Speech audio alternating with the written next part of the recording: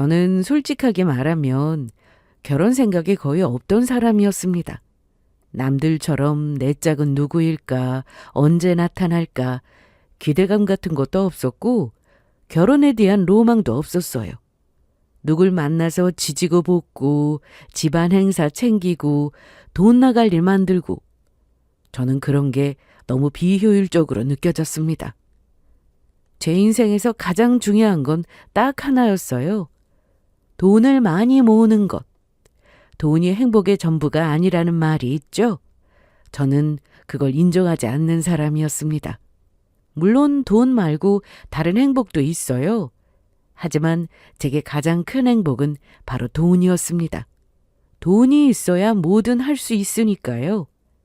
저는 최대한 돈을 많이 모아서 젊을 때 은퇴하고 편하게 놀고 먹으며 자유롭게 사는 삶을 꿈꿨습니다. 이걸 파이어족이라고 하죠? 맞아요. 저는 파이어족입니다. 하루빨리 경제적인 자유를 꿈꾸는 사람이었어요. 그래서 저는 돈 들어갈 구실을 최소화하려고 했고 연애도 일부러 잘 안 했습니다. 연애하면 지출이 늘어나는 게 뻔하고 결혼은 더 심하잖아요. 결혼식 한 번 하면 몇 천만 원이 우습게 깨지는데 저는 그게 너무 아깝고 싫었습니다. 막 결혼하고 싶어서 환장한 것도 아니니까 굳이 결혼에 대한 미련을 둘 필요가 없었어요. 사람들은 나이 들면 당연히 결혼해야 한다고 말하지만 저는 속으로 왜 되물었습니다. 결혼에 구속되지 않고 자유롭게 즐기면서 혼자 벌어서 쓰고 내가 하고 싶은 거 하면서 누리며 사는 게 최고 아닌가? 저는 그게 정말 값진 삶이라고 결론을 내렸어요. 그런데 절대 바뀌지 않을 것 같은 그 마음이 한 사람을 통해 바뀌게 되었습니다. 사람 마음이라는 게 참 웃기더라고요.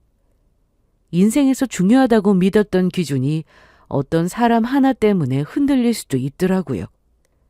제가 남편을 만난 건 딱 제가 돈을 어느 정도 모아두고 마음이 조금 느슨해졌을 때였습니다. 이 정도면 많이 모은 것 같다고 생각할 때였어요. 여전히 결혼 생각은 없었지만 이때 괜찮던 외로움이 미친 듯이 발동 걸리더군요. 그래서 지인의 도움으로 남편을 소개받았습니다. 너무 오랜만에 받은 소개라 살짝 설레기는 했지만 떨리지는 않았어요. 그냥 소개팅 한다는 것 자체에 대한 설렘이었을 뿐 이성을 만난다는 설렘은 아니었습니다. 그래서 크게 잘 될 거라는 기대감이 없이 나갔어요. 저는 원래 누굴 만나기 전에 기대치부터 낮게 잡는 타입이기도 했고요. 그런데 첫 만남부터 기대 이상이었습니다. 남편의 외모는 보통 수준이었어요. 못나지도 그렇다고 잘생기지도 않은 그냥 보통 수준의 흔한 얼굴이었죠. 그런데 남편이랑 이야기하면 할수록 너무 재미있어서 저도 모르게 미소가 지어지는 거예요. 남편이 웃기려고 애쓴 것도 아니고 저도 억지로 맞장구 친 것도 아니었습니다. 그냥 마치 우리가 운명인 것처럼 말이 너무 잘 통했어요. 유머 코드가 잘 맞았고 제가 던지는 말에 남편이 받아치는 템포도 딱 좋았습니다. 말이 잘 통한 동성 친구도 얻기 힘든데 남편은 저와 너무도 잘 맞았어요. 누군가와 이렇게 말이 착착 붙는 느낌을 정말 오랜만에 느꼈습니다. 그래서 저도 모르게 말이 술술 나왔고 대화가 끊임없이 이어질 수 있었어요. 무엇보다 마음이 편했습니다. 불편함 없고 거짓으로 꾸밀 필요도 없고 잘 보이려고 애쓰지 않아도 편하게 대화를 주고받을 수 있는 사람이었어요. 그렇게 남편을 몇 번 더 만나보고 싶다는 생각이 들었고 그 뒤로 우리는 몇 번의 만남을 더 가졌습니다. 그리고 연애를 시작하게 됐죠. 연애하면서도 크게 흔들리는 일이 없었습니다. 처음에는 콩깍지 때문에 잘 모른다지만 만나면 만날수록 서서히 서로의 단점이 보이기 시작하잖아요.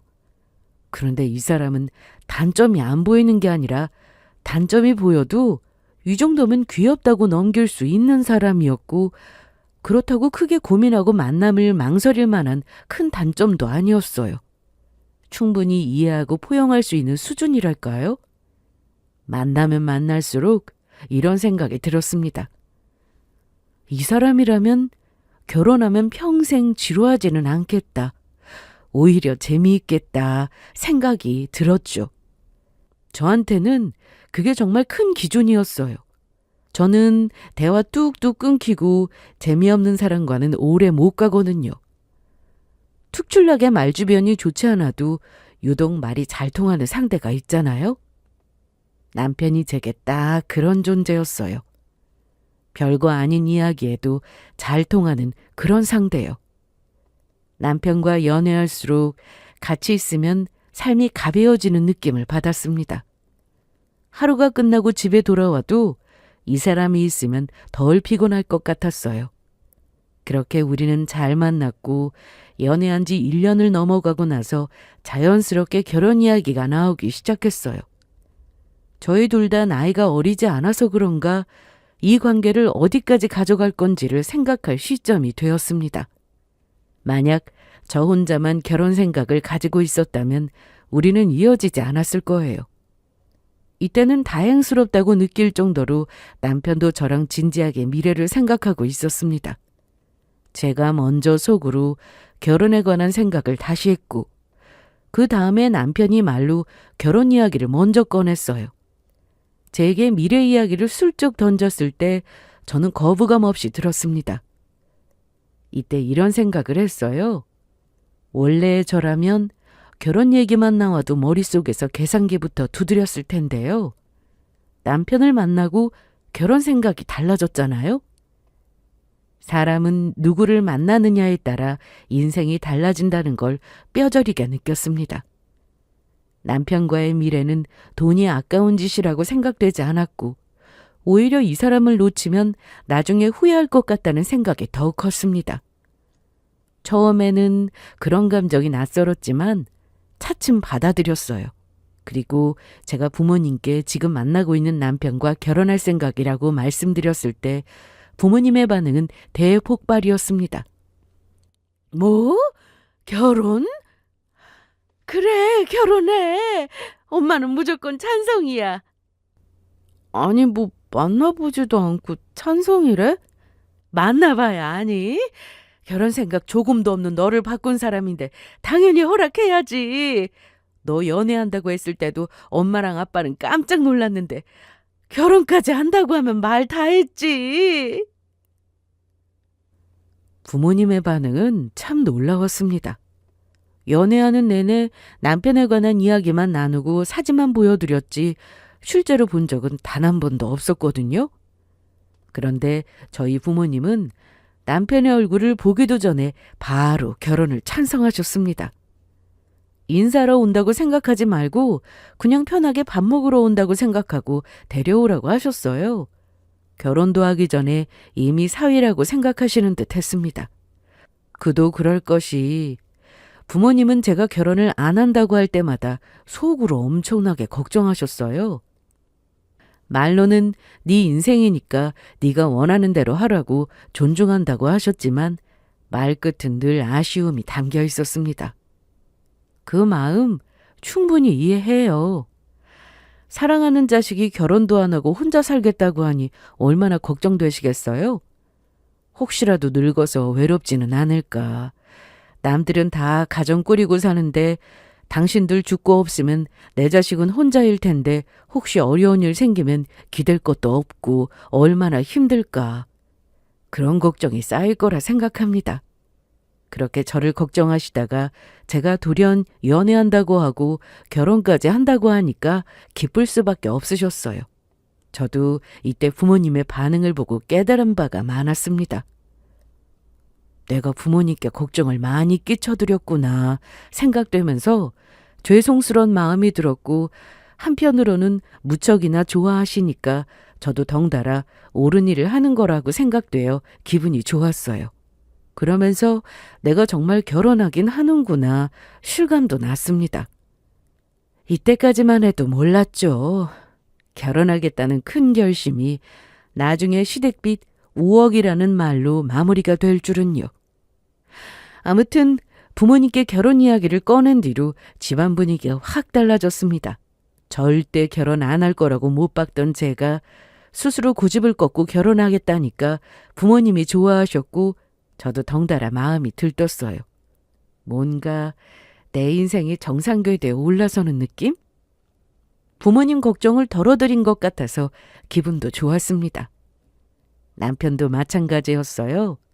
제가 부모님께 허락받았다고 말하니 표정이 확 밝아졌고 부모님과 화기애애한 분위기 속에서 식사도 마쳤습니다. 그런 다음 흐름 끊지 않고 바로 시댁에 첫인사를 하러 갔어요. 남편은 인사드리러 오기도 전에 합격이었는데 저는 그런 게 아니었어요. 그래서 그런가 솔직히 이때 처음으로 긴장이 되더라고요. 시부모님이 나를 마음에 들어 하셔야 할 텐데 혹시라도 반대하시면 어쩌지? 하는 생각이 들면서 어떻게 하면 잘 보일 수 있을까 부담감이 들었습니다. 그런 부담감으로 가기도 전에 움츠러들었는데 막상 시댁에 도착하니 생각보다 괜찮았어요. 저도 그렇지만 남편은 외동아들이었습니다. 시부모님은 두 분 다 정말 흔히 볼 수 있는 우리 주변에 있는 그런 부모님 같은 느낌이었어요. 집안 분위기도 특별한 것 없이 딱 평범한 가정이었습니다. 그렇다고 저를 엄청 살갑게 반겨주신 건 아니었어요. 왜 며느리한테 딸이라고 부르고 딸이라고 생각할 거라는 시어머니들 있잖아요. 제 시모는 그런 스타일은 아니었고 그냥 차분하고 인자한 분위기를 풍겼습니다.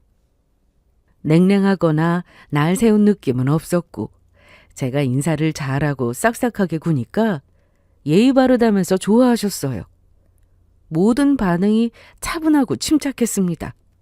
두 분은 저희 결혼에 관해서 큰 의견이 없으셨어요. 그저 너희들이 좋으면 된 거라고 하셨고 사람만 괜찮으면 다 좋다고 하셨습니다. 그 말이 참 고맙게 들리더군요. 인사 오기 전에 마음 졸였던 게 싹 풀리는 느낌이었습니다.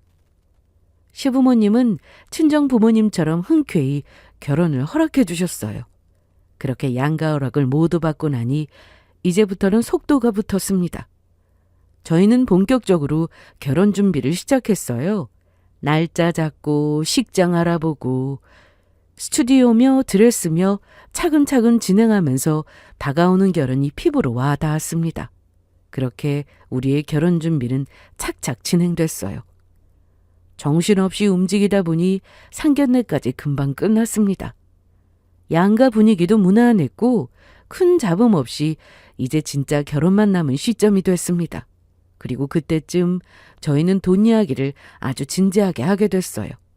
사실 그 전에도 결혼하면 돈 관리를 어떻게 할 건지 이야기하기는 했지만 이렇게까지 깊게 이야기하지는 않았어요.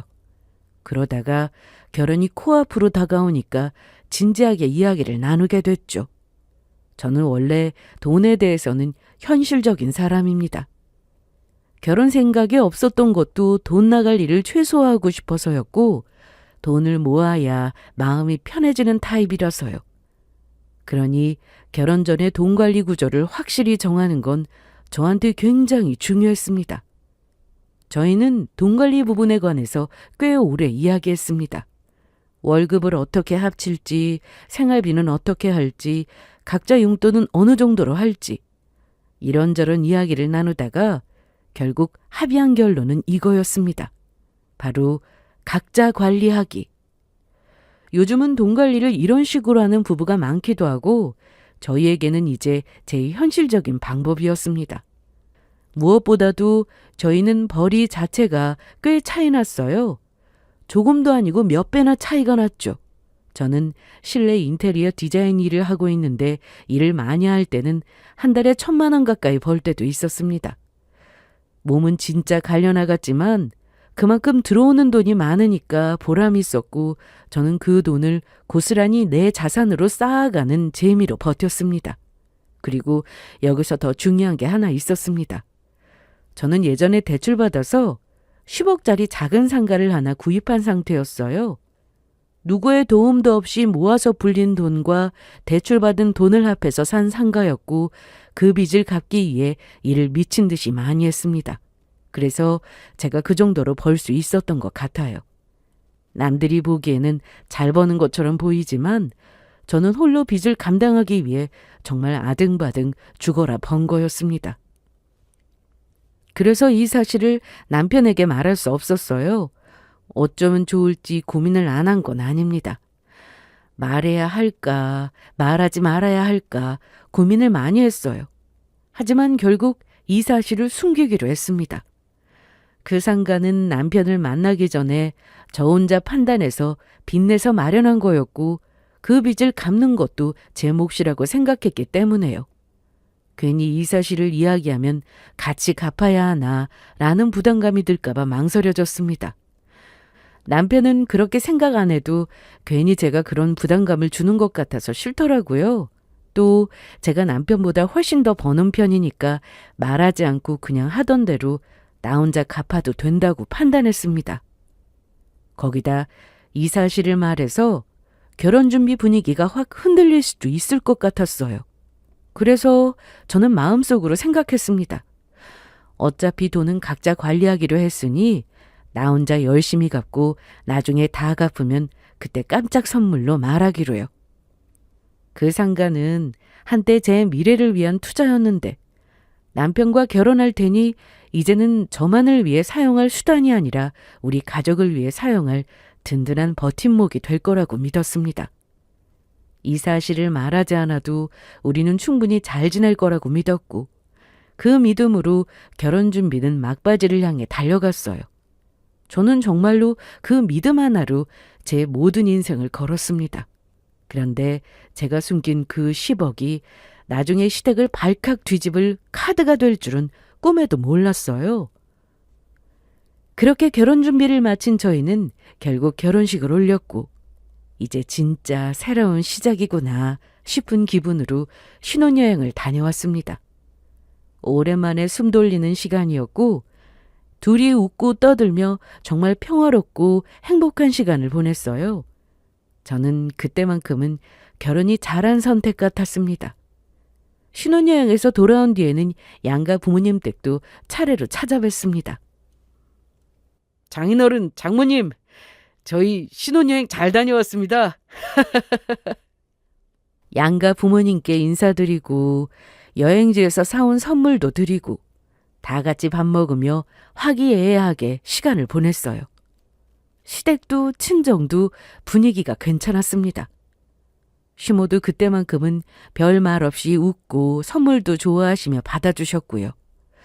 그렇게 저희는 신혼여행을 다녀와서 숨 돌릴 틈도 없이 바쁘게 지냈어요.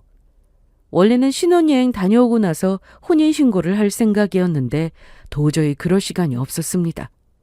신혼여행을 다녀오니 이 일이 산더미처럼 밀려 있었거든요. 저도 그렇고 남편도 그렇고 정신이 없었습니다. 우리 혼인신고 나중에 해야겠는데? 당신도 바쁘고 나도 바빠서 시간 못 낼 것 같아. 조금 정리되면 그때 하자. 그래, 좋아. 그렇게 하자. 그렇게 남편과 합의하고 우리는 어쩔 수 없이 혼인신고를 잠시 미뤘습니다. 빨리 하면 좋지만 일 때문에 도저히 쉴 수 없었고 중간에 나오기도 어렵더라고요. 그래서 하는 수 없이 미웠는데 그게 나중에 얼마나 다행이었는지 모릅니다. 진짜 제 인생의 신의 한 수가 됐어요. 그러던 며칠 후 시모에게 전화가 왔습니다. 목소리가 이상하게 단호했습니다.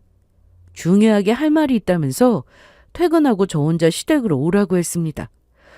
저는 순간 뭐지 싶긴 했지만 신혼여행 다녀온 뒤에 이런저런 잔일이 있을 수도 있겠다 싶어서 대수롭지 않게 넘겼어요. 아마 결혼 관련해서 뭐 필요한 게 있거나 집안에서 상의할 게 있나 보다고 그 정도로만 생각했습니다. 그래서 알겠다고 했고 일이 많아서 늦게 퇴근할 생각이었는데 시모가 중요하게 할 말이 있다고 하시니 우선 하던 일을 마무리하고 시댁으로 갔습니다. 시댁에 도착해서 초인종을 눌렀고 시모가 문을 열어줬어요. 안으로 들어가서 거실에 앉으니 시모가 준비한 차를 내어줬습니다. 거실에 앉아서 차를 마시며 제가 먼저 무슨 일로 부르신 거냐고 물었어요. 그러자 시모가 별거 아니라는 듯이 아 하더니 서도 없이 이상한 질문을 던졌습니다. 아들한테 들으니까 우리 며느리가 돈을 그렇게 잘 번다면서?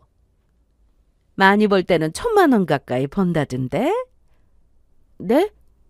아, 네. 항상 그렇게 버는 건 아니고 일을 많이 할 때면 그 정도 벌긴 해요. 저는 생각지도 못한 질문에 당황했지만 대충 그렇게 얼버무리듯 답했습니다. 그랬더니 시모가 아무렇지도 않게 통장 하나를 제 앞에 툭 내밀었습니다. 저는 순간 멍해졌습니다. 시모가 준 통장을 보며 이게 뭐냐고 물었고 통장을 열어보니 시모 명의의 통장이었습니다. 그때 시모가 아주 태연하게 말했습니다. 내 통장이야. 앞으로 월급 받으면 여기로 매달 300만 원씩 입금해. 네? 300만 원이요? 저는 입이 떡 벌어졌습니다. 너무 놀라서 반사적으로 말이 튀어나왔고 시모는 제 반응이 오히려 우습다는 듯 쳐다보며 뭘 그렇게 놀라냐고 돈도 많이 버는데 그깟 300만 원은 아무것도 아니지 않냐고요. 그 순간 제 머릿속이 하얘졌습니다. 지금 내가 뭘 들은 거지? 라는 생각이 들면서 신혼여행 다녀와서 잘 지내고 있는데 이게 무슨 일이지? 액수가 작은 것도 아니고 월 300씩 보내라니. 그것도 자신의 통장으로. 저는 차를 마시다 말고 놀라서 사례가 들렸습니다. 그래서 컵을 내려놓고 손으로 입을 가리며 기침을 토해냈어요. 심장이 쿵쿵 뛰었고 손끝이 차가워졌습니다. 무엇보다 제 머릿속에 박힌 건 딱 하나였습니다. 시모가 생각보다 뻔뻔하다는 것이었습니다. 보통 이런 이야기를 이렇게 맥락 없이 툭 던질 수 있는 게 아니잖아요. 이유를 말하지도 않고 부탁하는 어투도 아니었습니다. 아니, 무슨 이유가 있어서 이만저만해서 돈이 좀 필요한데 매달 얼마씩 도와줄 수 있냐고 묻는 게 일반적이잖아요. 그런데 시모는 밑도 끝도 없이 그냥 통장 툭 건네면서 당당히 300만 원을 요구했습니다. 돈 잘 번다고 300만 원이 우스운 줄 아는 태도도 어이없었어요. 300만 원은 돈 아닌가요? 돈만 많이 벌면 뭐 하나요? 돈 모으려고 악착같이 짠순이로 지내는 걸요. 거기다 300만 원은 한 사람이 한 달 일하고 받는 월급 수준이었습니다. 제가 돈을 많이 벌 때 1,000만 원 정도 버는 거지 보통 때는 그 정도 못 벌어요. 그런데 매달 고정적으로 300만 원을 보내라니 이건 정말 있을 수 없는 소리였습니다.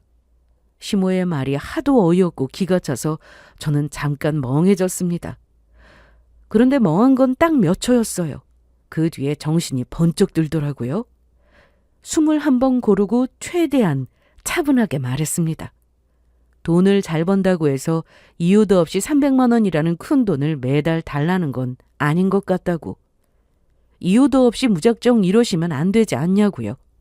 거기다 매달 1,000만 원씩 버는 것도 아니고 일이 몰려서 많이 할 때 가끔씩 찍히는 금액이지 매달 고정으로 그런 돈이 들어오는 구조가 아니라고 했습니다. 그러면서 시모를 보며 물었어요. 대체 매달 300만 원이 왜 필요하시냐고요. 그러자 시모가 숨긴 이야기를 꺼내더군요. 사실은 우리 집이 빚이 조금 있어. 많이는 아니고 한 5억 정도. 5억. 저는 그 순간 숨이 턱 막혔습니다. 5억이 조금인가?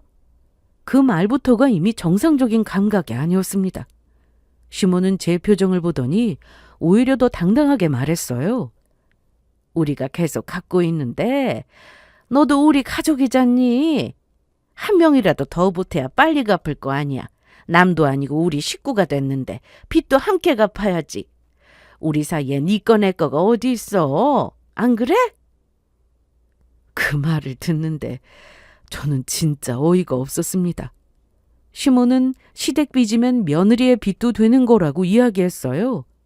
참 어이없는 게 어떻게 결혼한 지 얼마 안 된 며느리에게 5억이나 되는 빚을 같이 갚자고 할 수 있을까요? 그것도 제가 쓴 돈도 아닌데 말이죠. 가족이라는 말이 그렇게 편리한 단어였나 싶었습니다. 평소엔 친가족처럼 생각하지 않으면서 돈 필요할 땐 가족. 그렇게 쓰는 단어였나 싶었어요. 그래도 저는 그 자리에서 정면 충돌하고 싶지 않았습니다. 그래서 최대한 현실적인 말로 방향을 틀었어요. 바로 남편이랑 상의해보겠다고요. 이 사실을 남편도 알고 있을 테니 어떻게 된 일인지 이야기 나누고 싶었습니다. 확실하지는 않지만 가능하다면 300만 원까지는 아니더라도 도움이 될 수 있는 건 도와드리겠다고 했어요. 저는 솔직히 며느리가 무슨 봉도 아니고 이 정도 선의를 베풀었다면 충분히 할 도리를 다한 것이라 생각했고 시모도 받아들일 거라 생각했습니다. 그런데 시모는 바로 제 말을 딱 잘라서 말했어요. 아니 그걸 상의할 게 뭐 있어? 우리 아들은 냅두고 그냥 네가 도와주면 되지. 시모의 말에 저는 속이 확 뒤집혔습니다. 우리 부부가 같이 도와드리는 것도 아니고 저 혼자만 도와달라는 말이 기가 차서요. 그래서 왜 그래야 하냐고. 남편은 이 집안 아들이고 나는 그냥 며느리일 뿐이라고. 남편이 저보다 더 가족인데 왜 내 월급에서만 드려야 하냐고요. 제가 그렇게 묻자 시모는 아까와 똑같은 논리로 밀어붙였습니다. 그거야 당연히 네가 우리 아들보다 더 많이 버니까 그러지. 너는 그 정도 내놔도 힘들지 않을 거 아니니?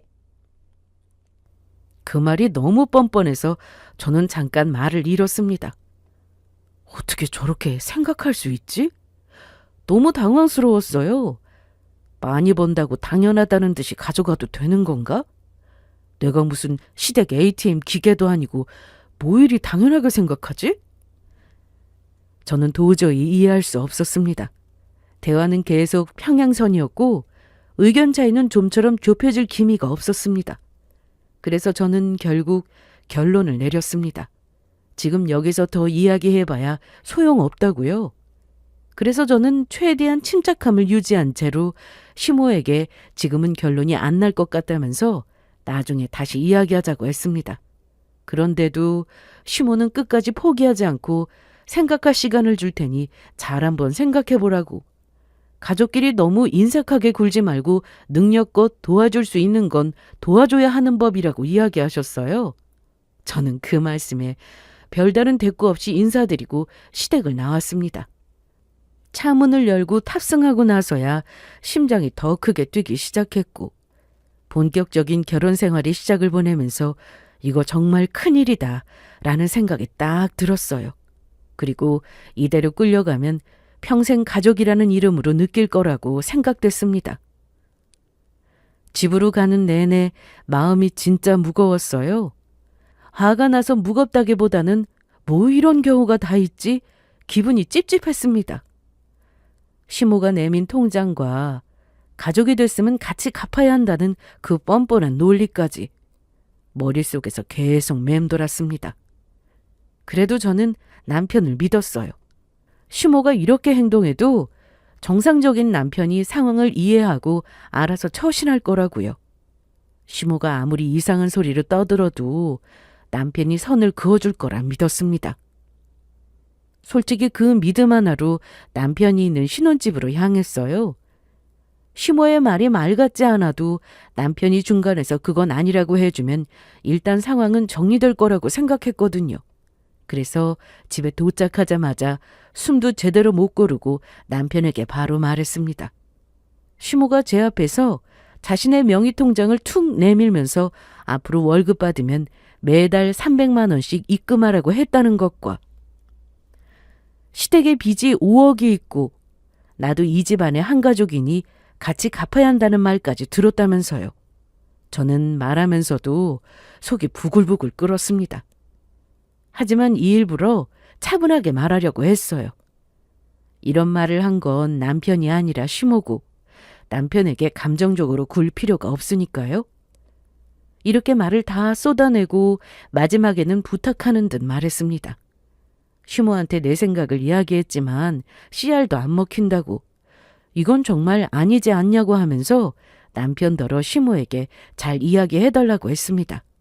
저는 남편이 제 이야기를 듣고는 한숨 쉬면서 엄마가 왜 그러셨지라고 이야기하면서 걱정하지 말라고 자신이 알아서 말씀드리겠다고 할 줄 알았습니다. 당연히 이런 반응이 나올 거라 생각했어요. 그런데 남편은 제 기대와는 완전히 반대로 나왔습니다. 제 말을 다 듣던 남편은 너무 아무렇지 않게 말했습니다. 내가 말할 게 뭐 있어. 당신이 알아서 해야지. 내가 뭘 알아서 해? 내 말 못 알아들었어? 이야기해도 씨알도 안 먹힌다니까? 그러니까 당신이 엄마 말대로 하면 되잖아. 간단한 문제인데? 뭐? 어머님 말씀대로 하라고? 이게 간단한 문제라고? 순간 제 귀가 고장난 줄 알았습니다. 저는 몸이 굳었어요. 심장이 쿵 내려앉았고 손끝이 차가워졌습니다. 남편이 저렇게 말한다는 건 시모만의 생각이 아니라는 뜻이었고 시모의 말에 동의한다는 거였습니다. 순간 머릿속에 하얘지더라고요. 이거 나만 몰랐던 거고 둘은 사전에 이미 합의된 이야기인 건가 하는 생각이 들었습니다. 저는 너무 당황스러워서 남편에게 지금 이게 무슨 소리냐고, 지금 나더러 시모한테 월 300씩 보내는 게 당연한 거냐고, 그것도 시댁빚을 갚기 위해서 내 월급에서 보내는 게 맞냐고 다시 한번 물었습니다. 그러자 남편은 표정 변화 없이 그게 왜라는 표정으로 저를 보며 고개를 끄덕이며 말했어요. 그게 뭐가 어려워. 당신 돈 잘 벌잖아. 그럼 300만 원 정도는 괜찮지 않아? 그 말이 너무 쉽게 나와서 더 화가 났습니다. 제가 남편보다 돈을 더 버는 건 맞아요. 하지만 남편이 말하는 것처럼 매달 1,000만 원씩 안정적으로 버는 사람도 아니고 일이 몰릴 때만 많이 벌고 평균으로 보면 남편보다 250만 원 정도 더 버는 수준이었습니다. 말 그대로 더 버는 정도지 다 책임질 정도로 버는 건 아니었어요. 그런데 남편은 제 수입을 마치 무한정 샘처럼 취급했습니다. 저는 숨을 한번 들이쉬고 논리적으로 따졌어요. 그래, 맞아. 내가 당신보다 더 벌긴 해. 하지만 매달 1,000만 원씩 버는 건 아니잖아. 그리고 1,000만 원씩 번다고 해도 매번 300만 원씩 드리는 건 괜찮은 거야? 이건 그냥 도와드리는 돈 수준이 아니지. 1,000만 원씩 버는 것도 아니고 당신보다 조금 더 버는 건데 거기서 300만 원 빼면 난 뭐가 남아? 그 돈 때문에 나는 뭐 어떻게 하라는 건데? 제가 이렇게 따지자 남편은 저를 더 황당하게 할 말을 꺼냈어요. 각자 돈 관리하는 거니까 그 부분에 관해선 본인은 모르겠고 그냥 저보고 소비를 줄이면 되는 거 아니냐고 했습니다. 그 말에 저는 순간적으로 말문이 막혔어요. 줄였으면 된다는 말이 이렇게 쉽게 나올 말인가요? 제가 흥청망청 쓰는 사람도 아니고 오히려 결혼 생각도 없을 만큼 돈 아까워하던 사람인데 소비를 줄여서 시댁 빚을 갚으라고요? 저는 참다가 결국 목소리가 높아졌습니다. 그러니까 왜 내가 희생해야 하냐고! 이건 내 빚이 아니고 당신 네 집 빚이잖아. 그럼 나한테 미안해해야지. 어떻게 당신도 그렇고 어머님도 그렇고 당연하다는 듯 뻔뻔하게 말할 수 있어? 그것도 내 월급에서만 돈을 떼어서 달라는 게 말이 돼? 이렇게 말하자 남편은 더 버는 쪽이 부담하는 게 당연한 거 아니냐고 답했습니다. 시댁 빚이기는 하지만 부부니까 그건 서로 이해해야지. 이렇게 하나하나 따지고 안 된다고 오히려 그걸 이해 못하는 게 더 이기적인 거라고 말했습니다. 이건 서운함을 넘어선 공포였어요. 진짜 아무렇지 않게 말하니까 이렇게 생각하는 내가 비정상인가 싶을 정도였어요.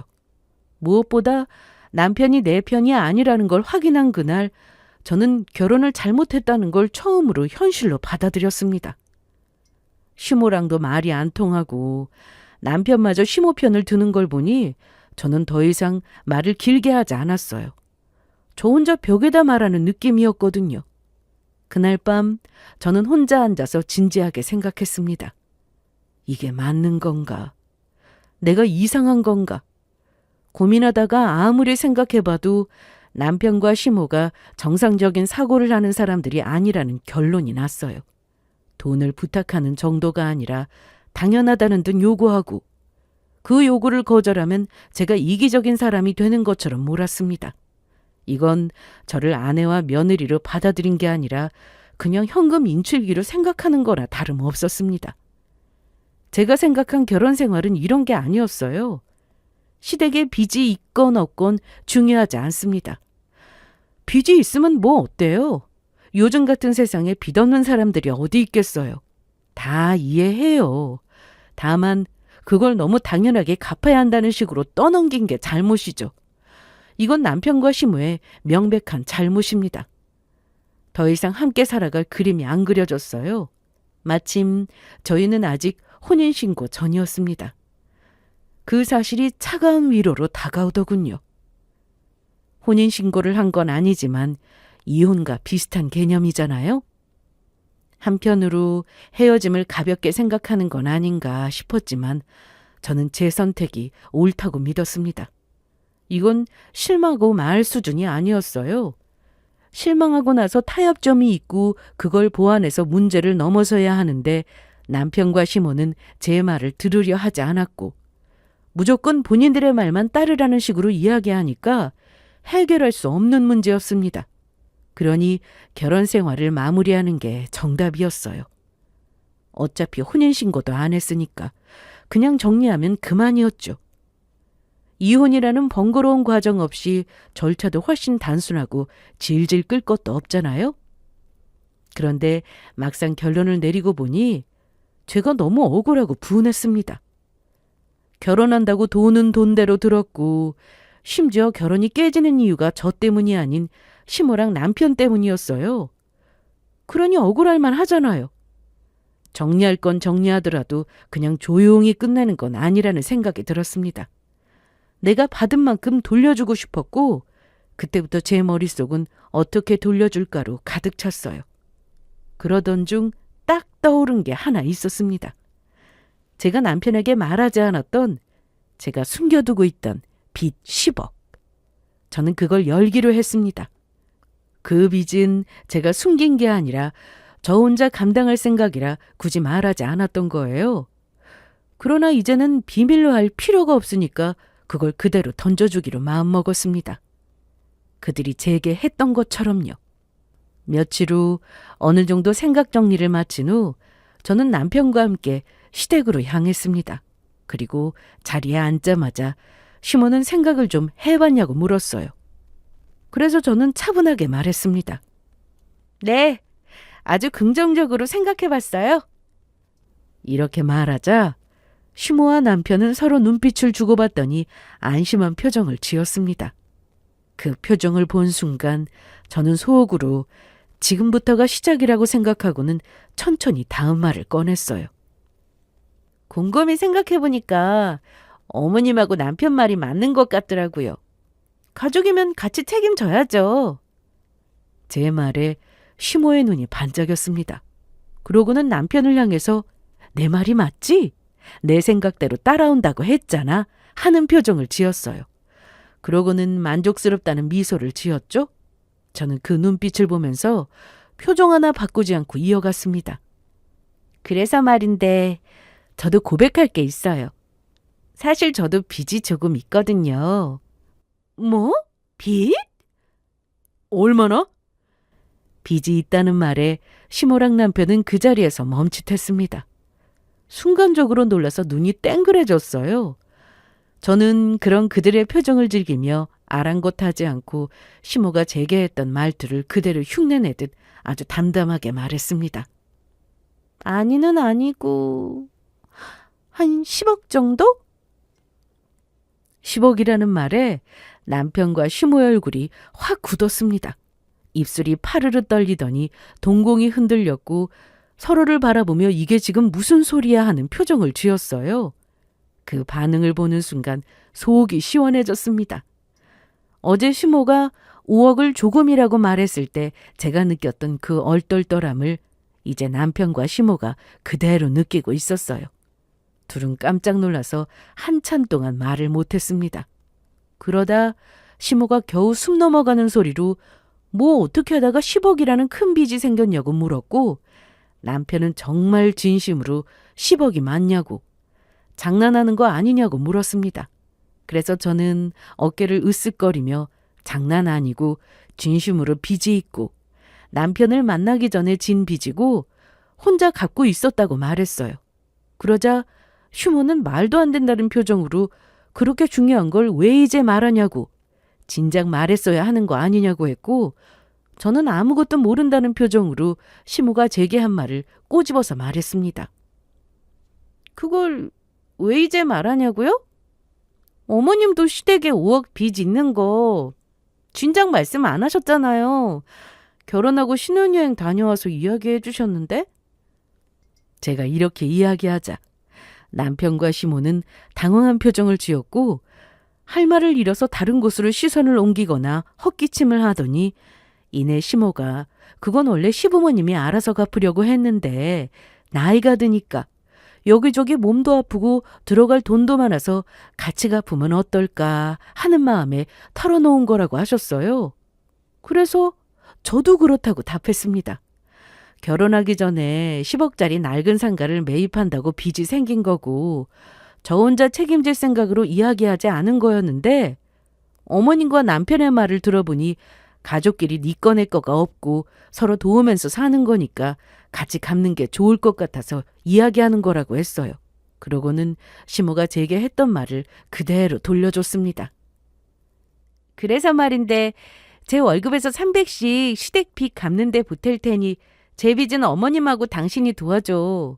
당신 월급에서 200씩, 어머님 월급에서 100씩 떼서 보내는 게 좋을 것 같은데 어때요? 뭐 들으나마나 좋다고 하시겠죠?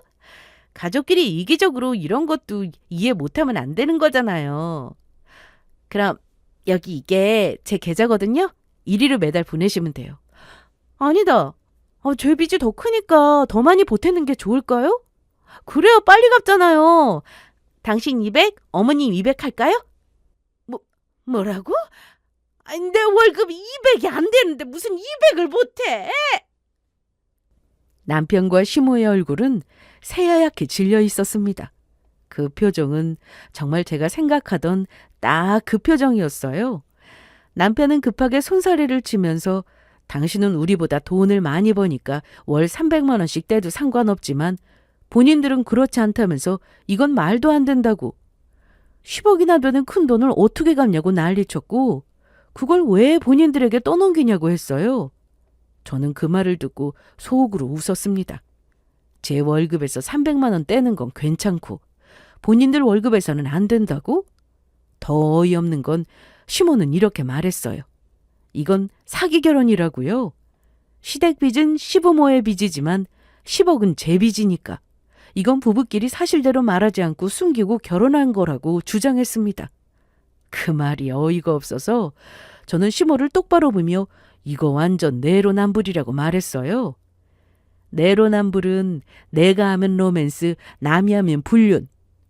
본인들이 숨긴 빚은 괜찮고 제가 숨긴 빚은 말이 안 된다고? 제가 빚을 같이 갚는 건 괜찮고 내 빚은 같이 갚을 수 없다? 너무 모순적이잖아요. 이 부분을 딱딱 짚으며 말했습니다. 본인들에게는 너무도 당연한 건 왜 내게는 이렇게 엄격하게 구냐고.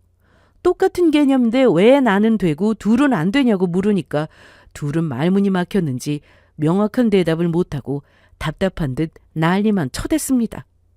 시모는 답답해서 미치겠다는 표정으로 저와 남편을 보다가 그래서 10억 주고 산 상가는 지금 시세가 어느 정도냐고 물었고 남편은 물어보나 마나라는 얼굴로 낡은 상가인데 뭐 얼마나 올랐겠냐고 말하더니 그냥 가지고 있어봤자 오르지도 않은 상가 처분하고 그걸로 빚을 갚는 게 좋을 것 같다고 했습니다.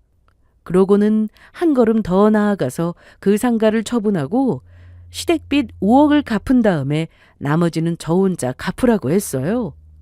우리 중에서 제일 돈을 잘 버니까 그 정도는 혼자서 감당할 수 있겠다고요. 저는 그 말에 웃음을 살짝 흘렸습니다. 진짜 웃겨서가 아니라 어이가 없어서요. 그리고 아주 여유로운 얼굴로 말했습니다. 그건 안 된다고요. 둘이 동시에 저를 쳐다봤고 저는 더 여유롭게 덧붙였습니다. 지금 시세가 10억보다 훨씬 넘는데요? 그걸 왜 팔아요? 그때 남편이랑 시모의 귀가 쫑긋 서는 게 보였습니다. 사람이 돈 냄새 맡을 때 나는 그 표정 있잖아요. 방금까지는 큰일 났다는 얼굴이었다가 순식간에 오로 변하는 그 얼굴. 저는 그들이 몰랐던 진실을 아주 천천히 풀어줬습니다. 그 상가를 10억 주고 산 건 그 당시 이야기고 그 후로 땅값이 올랐고 무엇보다 재개발 구역으로 선정되면서 가격이 더 올랐다고요. 그래서 지금 시세는 10억보다 더욱더 많이 오른 상태라고 했습니다. 그 말을 듣자마자 남편이랑 시모는 표정이 확 밝아졌습니다. 눈빛이 바빠졌고 머릿속에서 계산기가 돌아가는 게 보이는 것 같았습니다. 그리고는 예상대로 나왔습니다. 둘은 기분 좋은 듯 웃더니 갑자기 세상 가족 같은 얼굴로 이렇게 말했어요. 그럼 될 수 있는 한 최대한으로 비싼 값에 처분해서 그걸로 시댁빚을 갚으면 되겠다고요. 저는 그들의 말에 동의하는 척 웃다가 이내 웃음을 싹 거두었습니다. 표정이 바뀌는데 1초도 안 걸렸어요. 그러고는 딱 잘라 말했어요. 싫은데요? 제가 그 건물을 왜 팔아요? 나중에 비싸게 팔아서 우리 노후에 쓸 계획이었는데 이제 그럴 필요가 없게 됐어요. 그래서 안 팔 거예요. 그 말에 둘은 동시에 굳었습니다. 그럴 필요가 없다니? 무슨 소리지? 그 표정이었어요. 저는 한 번도 못 박았습니다. 우린 아직 법적으로 가족도 아니고 남편이랑 헤어질 생각이라고요. 그 순간 남편이랑 시모 얼굴이 굳었습니다. 시모가 남편을 돌아보며 거의 소리를 질렀습니다. 너희들 아직 혼인신고도 안 했냐고요. 남편은 머리를 극적이며 말끝을 흐렸고 저는 그 꼴을 보며 웃으면서 한동안 바빠서 미뤘는데 그게 신의 한 수였다고요. 그러고는 이렇게 말했어요. 본인들에게는 관대하고 내게는 엄격한 잣대를 들이미는 게 무슨 가족이냐. 나는 이런 당신들과 평생 가족으로 살 생각이 없다고요. 혼인신고도 안 했으니까 번거롭게 정리할 거 없이 여기서 끝내자고 했습니다. 그 말이 떨어지자 둘의 태도가 순식간에 바뀌었습니다. 조금 전까지만 해도 상가 건물 팔아서 갑자던 사람들이 갑자기 감정적으로 굴지 말라는 말을 하더라고요. 세아가 뭘 그렇게 감정적으로 그래? 서운했다면 미안해. 이제 와서 생각해보니까 우리가 좀 이기적이었네. 진심으로 미안하다. 심지어 시모는 이렇게까지 말했습니다. 빚을 갚을 필요가 없다고요. 제게 빚을 떠넘기지 않고 시부모가 끝까지 갚을 테니 걱정하지 말라고 했어요. 언제는 가족끼리 돕는 거 아니냐고 하더니 갑자기 이게 무슨 태도일까요? 어이없는 태도 변화에 웃음이 절로 났습니다. 제 월급에서 300을 뚝 떼라더니 제가 가진 건물이 돈이 된다고 판단되니까 그제서야 갑자기 착한 척을 하더라고요. 저는 고개를 저으며 이미 마음 정리가 끝났다고 답했고 짐 정리할 거니까 그렇게 알라는 말을 남기고 시댁을 나왔습니다. 그렇게 우리는 끝이 났어요. 혼인신고를 하지 않았으니 서류로 복잡하게 싸울 것도 없었습니다. 제가 원한 건 그거였거든요. 깔끔하게 그리고 확실하게 마무리하는 것. 남편이랑 시모는 그 뒤로도 계속 붙잡았습니다. 계산기를 두드려 보니 많이 아쉬웠겠죠. 그래서 부랴부랴 제 마음을 돌리기 위해 했었지만 헛수고로 돌아갔어요. 저는 이미 봤습니다. 저 사람들에게서 가족은 사랑이 아니라 돈이라는 것을요. 정말 좋은 인연이 나타난다면 결혼을 다시 생각해 보겠지만 글쎄요. 지금은 그냥 혼자가 좋습니다. 앞으로도 제가 그랬던 것처럼 열심히 일해서 더 나은 미래를 만들어 나갈 계획이에요. 그럼 지금까지 저의 긴 사연을 들어주셔서 감사합니다.